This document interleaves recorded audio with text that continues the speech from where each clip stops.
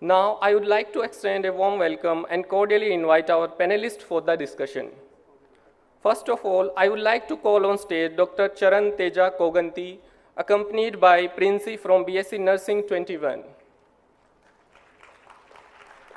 Dr. Charan is renowned neuropsychiatrist from Hyderabad with over 10 years of experience in the field of neuropsychiatry.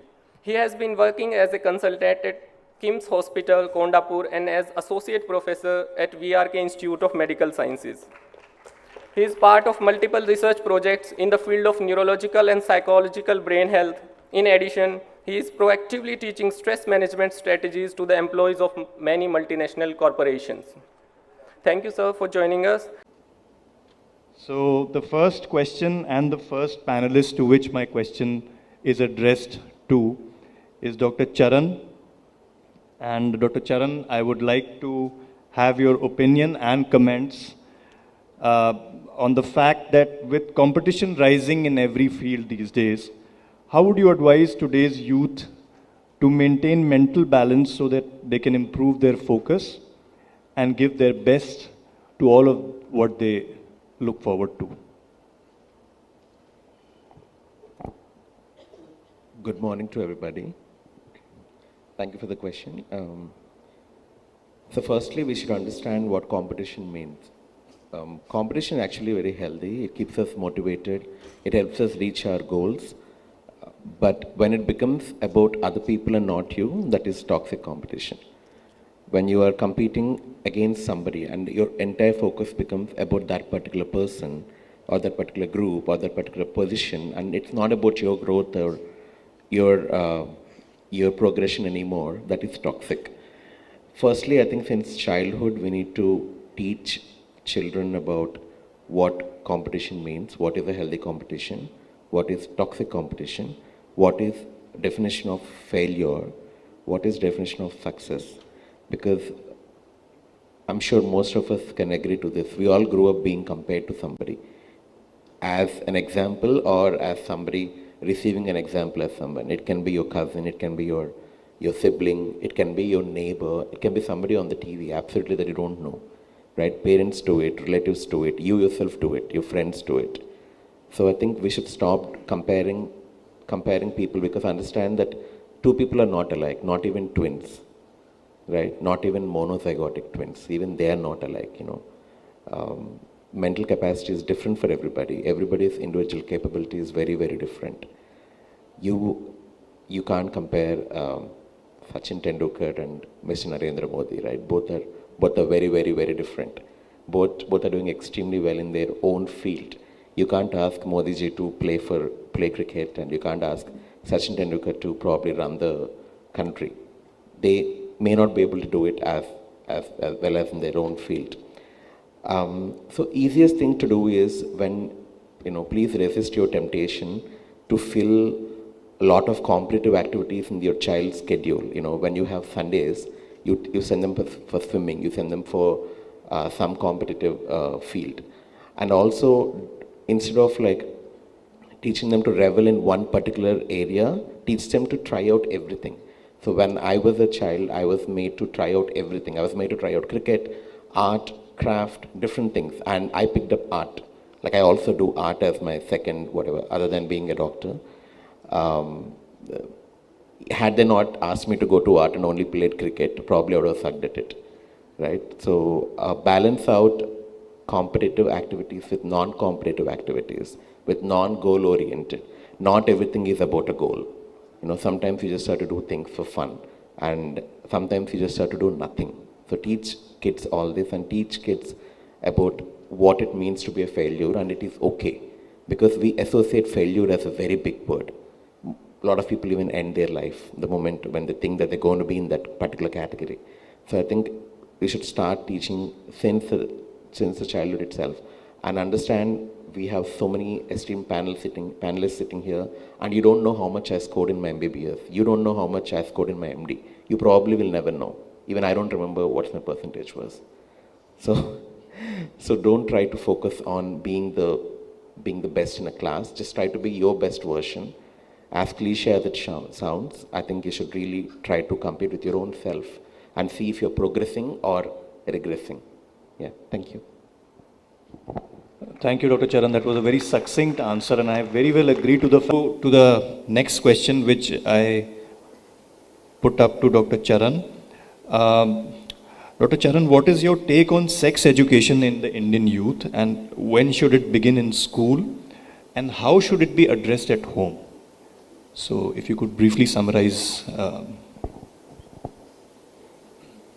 Yeah, I'm going to give a shocking answer of sex education should begin at the age of maybe 3 or 4, where we're teaching about good touch and bad touch, right?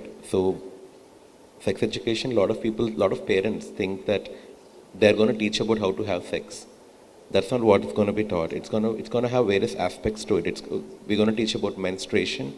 We're going to teach about body positivity, body image, body parts, reproductive system, nocturnal emission, ejaculations, erections, different aspects to it. Consent, sexual violence, cyber sexual violence, different aspects. I mean, I think I'm missing out on many more things. So I think we shouldn't give an option for the parents to opt out or opt in their kids for sex education, if at all there is enrollment of sex education in any of the school, because I go as a sex educator to a couple of international schools in Hyderabad, but that's about international schools. What about the government schools? What about the other private organizations? There is no sex education at all. And if you think that, you are sitting in the dark and closing your eyes and everything is dark, that's not going to happen. Your kid probably knows a lot about sex from different sources which are not very healthy. The most popular thing is your internet, right? Mostly you're not getting adequate, proper information about sex. Also, may they get the information from their friends or older cousins. None of these are reliable sources. And the perfect source is you yourself to start from at home.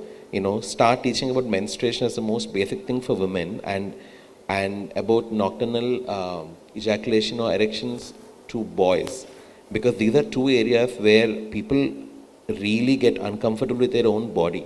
Firstly, puberty is I think it's a very strange phase for a lot of youngsters, right? Your body changes, your mind changes.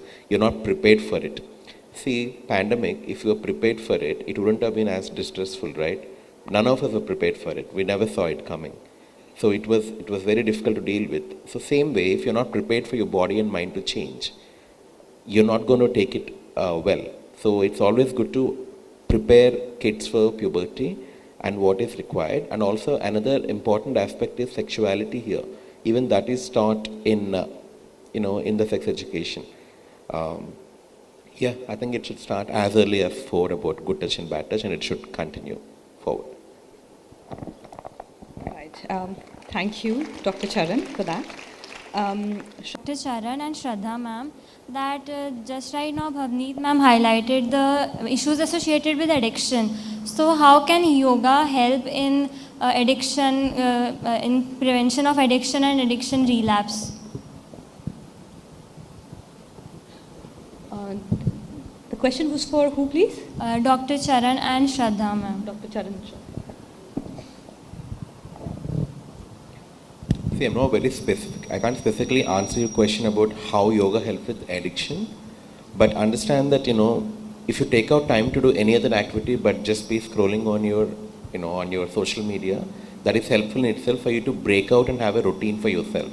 Let's just say that, I'm somebody who is practicing yoga or any exercise for that matter every day for probably 1.5 hours of my day. So that's 1.5 hours less of us scrolling through our social media, isn't it? When we had nothing to do in the pandemic, all we did was scroll through the numbers and different things. But if you fix a routine that also includes yoga, it will really help. But yoga definitely helps with lot of substance use disorders. When you do yoga, it's all about your oxygen, metabolism, and blood supply, how it reaches certain areas of the brain. If you're a medical student, you have cortex and subcortex, right? Subcortex is involved with a lot of psychiatric conditions, including substance use disorders, and prefrontal cortex and amygdala, hippocampus. There are different areas, right? So yoga helps with all of them. So in a way, it does help. Exactly how, I can't answer. Yeah, but it definitely does. Okay, I have 2 questions, okay? I prepared a lot. I thought I'll be also given opportunity to talk. Can yoga reduce weight? And can there be smartphone yoga? A wonderful session, a lot of expertise. I think we need to carry home the messages which has been given by the experts over here. And especially it is true for the medical students, because Divine Land, the Divine Institute, a lot of medical students going through the stress, we carry home, the medical students and the doctors carry home the messages which has been given with respect to the stress and this eustress and the distress. That's what the distinction he made, And similarly, what she was talking about, the importance of the yoga, and then actions rather than the results, and then how do we cope up with the stress and all, and how to be smart, not to be enslaved by the smartphone. I think this is a message which we carry home. A wonderful discussion. Thank you very much. I request Professor M. Srinivas to felicitate Dr. Charan Teja.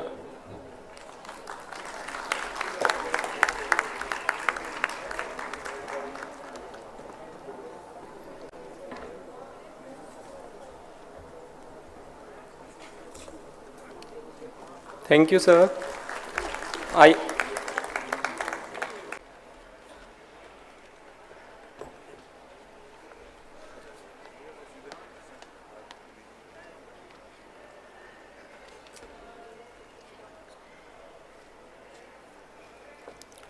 Thank you all for participating in this panel discussion and making it a success.